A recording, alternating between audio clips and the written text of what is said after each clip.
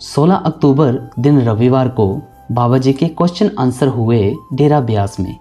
तो मुझे बहुत ही सुनहरी मौका मिला बाबा जी के करीब से दर्शन करने का और साथ में बाबा जी से सवाल करने का। इसको मैं सवाल तो नहीं कह सकता हूँ, लेकिन विनती ज़रूर कह सकता हूँ, क्योंकि हम इस लायक नहीं हैं कि बाबा जी से सवाल करें। इसको मैं विनती कहूँगा। और बाबा जी से मैंने क्या विनतियाँ की, आप मेरा 16 अक्टूबर दिन रविवार का पूरा एक्सपीरियंस सुनिए। और जो भी आप में से कोई पर्ची निकलने के बाद बाबा जी से सवाल यानी विनतियाँ करना चाहते हैं तो पूरा एक्सपीरियंस सुनिए। मैंने जो बाबा जी से विनतियाँ की वह भी मैं आपको सुनाऊंगा। उससे पहले छोटा सा एक एक्सपीरियंस ज़रूर सुनिए।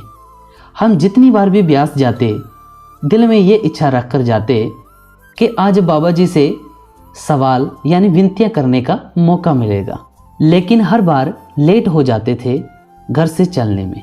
तो 16 अक्टूबर को हम सुबह जल्दी निकले घर से 3:30 बजे। होशियारपुर के रास्ते से जाते हुए हम डेरा ब्यास सुबह मॉर्निंग में 6 बजे ब्यास पहुंच चुके थे। तो हमने कैंटीन में जाकर सुबह का नाश्ता किया और उसके बाद 7:15 के बीच हम पंडाल में आए। पंडाल में आने के बाद सेवादारों ने हमारी चेकिंग की। चेकिंग करने के बाद पर्चियां रखी गई थी। तो सेवादारों ने कहा, आप पर्चियां निकालना चाहते हैं? तो मैंने कहा, जी हाँ, ज़रूर निकालना चाहते हैं। तो उन्होंने कुछ शर्तें रखी। उन्होंने बोला कि आपके पास आधार कार्ड है? अगर आधार कार्ड है तो निकाल सकते हैं, अगर नहीं है तो आप नहीं निकाल सकते हैं। तो कुदरती मेरे पर्स में आधार कार्ड पड़ा हुआ था। तो मैं एक विनती आप सभी से ये करना चाहता हूँ कि अगर आप साथ में आधार कार्ड लेकर जाएंगे तो आपके लिए बहुत ही बेनिफिट रहेगा, क्योंकि क्या पता बाबा जी कब आपको मौका दे दें और कब आपकी पर्ची निकल जाए। तो जैसे ही सेवादारों ने मुझे कहा कि बेटा निकालो पर्ची, और मैंने जैसे ही पर्ची उठाई और उसमें से मेरी पर्ची निकल आई। तो जैसे मेरी पर्ची निकली तो सेवादारों ने बहुत ही एक्साइटेड होते हुए कहा, देखो इस बच्चे को पकड़ो पकड़ो जल्दी से, इस बच्चे की पर्ची निकल गई है। वह भी इतने ज़्यादा एक्साइटेड हुए और मेरी धड़कन एकदम से इतनी ज़्यादा तेज हो गई कि एकदम से मेरा दिमाग ब्लैंक हो गया और मुझे कुछ समझ नहीं आ रहा था कि मेरी पर्ची तो निकल गई है, लेकिन मैं बाबा जी से आज सवाल क्या करूँगा। क्योंकि मेरे मन में आज ज़रा भी ये नहीं था कि आज मेरी पर्ची निकलेगी, क्योंकि जब मैं 9 अक्टूबर के क्वेश्चन आंसर के लिए गया था तो उसके बाद मैं ये सोचकर गया था कि नेक्स्ट टाइम मैं जल्दी आऊँगा और जल्दी आकर मैं सबसे आगे बैठूँगा और सबसे आगे बैठकर बाबा जी के दर्शन करूँगा। और मुझे ये नहीं मालूम था कि आज मेरी पर्ची निकल आएगी और बाबा जी अपने सामने रूबरू होने का मौका दे देंगे। सोचकर मैं कुछ गया था और हुआ कुछ ही। मुझे ज़रा भी मालूम नहीं था कि आज बाबा जी अपने सामने मुझे ऐसे रूबरू होने का मौका देंगे।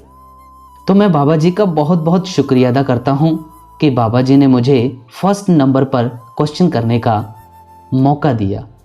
जो मेरे साथ के सेवादार थे जिन्होंने मुझे गाइड किया वह हमारे हिमाचल प्रदेश डिस्ट्रिक्ट ऊना से थे। तो उन्होंने मुझे बहुत ही अच्छे से गाइड किया। जब उन्होंने मुझे पूछा कि बेटा आप कहाँ से हैं, तो मैंने बताया कि मैं डिस्ट्रिक्ट ऊना हिमाचल प्रदेश से हूँ। तो उन्होंने पूछा बेटा आपका गांव कौन सा है? मैंने कहा अंब हिमाचल प्रदेश। तो जब उन्होंने ये सुना तो उन्होंने मुझे भी बताया कि बेटा मैं डिस्ट्रिक्ट ऊना से हूँ और मुझे आज आपसे ज़्यादा खुशी हो रही है, क्योंकि मैं यहाँ बहुत टाइम से सेवा कर रहा हूँ, लेकिन मेरी आज दिन तक पर्ची नहीं निकली है। आप बहुत भाग्य वाले हैं कि आज आपकी पर्ची निकली है।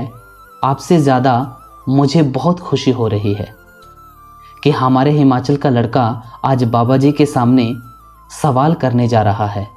मुझे वह अंदर लेकर गए तो अंदर मेरी आधार कार्ड से एंट्री हुई, पहले एक जगह फिर दूसरी जगह, और उन्होंने टैग डाल दिया मेरे गले में।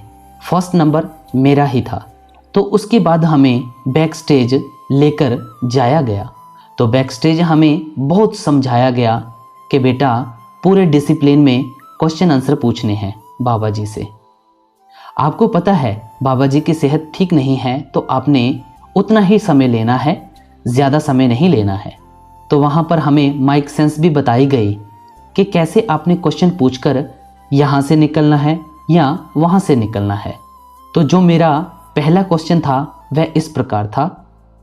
मैंने बाबा जी से पूछा कि बाबा जी, मैं आपका बच्चा छोटा सा एक कलाकार हूँ, तो क्या मुझे हर प्रकार की सिंगिंग करनी चाहिए, जैसे कि भजन गाने चाहिए या कव्वाली गाने चाहिए, या किसी भी प्रकार की सिंगिंग करनी चाहिए कि मुझे शब्द या गुरबानी ही गाने चाहिए ओनली? तो बाबा जी ने बड़े ही प्यार से आंसर देते हुए कहा कि बेटा देखो, जिस फील्ड में आप काम करते हैं उस फील्ड को बखूबी निभाओ, और जो आपका काम है वह आपको करना ही चाहिए, क्योंकि ये आपका परमो धर्म है, आपकी तो फील्ड ही वही है। तो जैसा कि मैंने कहीं से सुना था कि कलाकार का कोई मजहब नहीं होता, कलाकार कुछ भी गा सकता है। तो बाबा जी ने आज मेरे मन की शंका दूर कर दी।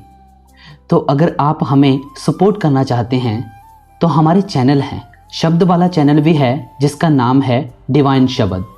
हमारे जितने भी चैनल हैं उसका लिंक मैं आपको डिस्क्रिप्शन में दे दूंगा, आप वहां पे जाकर सब्सक्राइब कर सकते हैं। अगर इस वीडियो को आप फेसबुक पर देख रहे हैं तो आप ऊपर दिए गए लिंक्स के ऊपर क्लिक करके आप हमारे चैनल्स को सब्सक्राइब करके ऑल नोटिफिकेशन बेल प्रेस कर सकते हैं।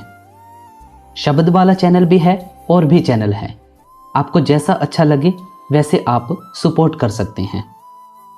और मेरा दूसरा क्वेश्चन यानी मेरी दूसरी बेनती मैंने बाबा जी से यह की कि बाबा जी, जब हम सुबह 3 बजे उठते हैं या हम कभी भी बैठे होते हैं एकांत में, तो हमें नेगेटिव थिंकिंग क्यों आती है?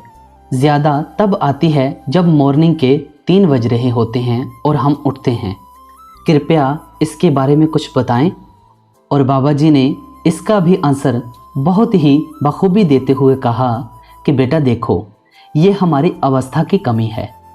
जब तक हम उस अवस्था में नहीं आएंगे और हम उस माहौल को नहीं बनाएंगे, तब तक आपके मन पर जो प्रभाव पड़े हुए हैं वह आपके सामने आएंगे ही आएंगे। बाबा जी ने यह भी कहा कि हर बार तो ये नहीं आते, कभी आते हैं कभी नहीं आते हैं, क्योंकि जब तक हम उन बुरे ख्यालों के ऊपर और उन नेगेटिव थॉट्स के ऊपर ध्यान रखेंगे तो हमारी अवस्था ऐसी ही होगी। अगर हम पॉजिटिविटी सोचेंगे और उस पर ध्यान रखेंगे, निरंतर भजन सिमरन करेंगे और माहौल को अच्छा करेंगे, तो ये नेगेटिव थॉट्स धीरे धीरे ख़त्म होते चले जाएंगे। सो इस क्वेश्चन का निचोड़ बाबा जी ने यही निकाला है, हमें पॉजिटिविटी के ऊपर ज़्यादा ध्यान रखना है और नेगेटिव थॉट्स के ऊपर हमने ध्यान ज़रा भी नहीं देना है। पॉजिटिविटी सोचनी है और हमें निरंतर भजन सिमरन करना चाहिए। अगर हम भजन सिमरन नहीं करते हैं तभी हम पर ये ज़्यादा हावी होते हैं। तो हम में से कई भाइयों के, कई बहनों के मन में ये क्वेश्चन ज़रूर होगा। तो बाबा जी ने आज जो इस क्वेश्चन का आंसर किया है, इस आंसर को कृपया अपने तन मन में बसा लें और निरंतर भजन सिमरन करते रहें, पॉजिटिविटी के ऊपर ज़्यादा ध्यान रखें। तो आज का मेरा एक्सपीरियंस और आज के मेरे जो 2 सवाल थे वह मैंने आपको बताए। उम्मीद करता हूँ आपको बहुत कुछ सीखने को मिला होगा बाबा जी के वचनों से। तो ऐसे ही निरंतर भजन सिमरन करते रहें और नई नई अपडेट्स प्राप्त करने के लिए चैनल को ज़रूर सब्सक्राइब करें। अगर आप 16 अक्टूबर के सभी क्वेश्चन आंसर सुनना चाहते हैं तो हमारे निस्वार्थ सेवा यूट्यूब चैनल पर जाएं और वहां पर जाकर जो क्वेश्चन हुए थे 16 अक्टूबर को वहां पर आप जाकर सुन सकते हैं। और हमारे सोशल मीडिया अकाउंट के साथ ज़रूर जुड़ जाएं, लाइक सतगुरु मार्ग फेसबुक, टेलीग्राम, इंस्टाग्राम, क्योंकि वहां पर आपको हर प्रकार की इन्फॉर्मेशन सबसे पहले दी जाती है। तो इसी के साथ हम आपसे इजाज़त लेते हैं। मिलते हैं एक और नई अपडेट के साथ। राधा स्वामी जी।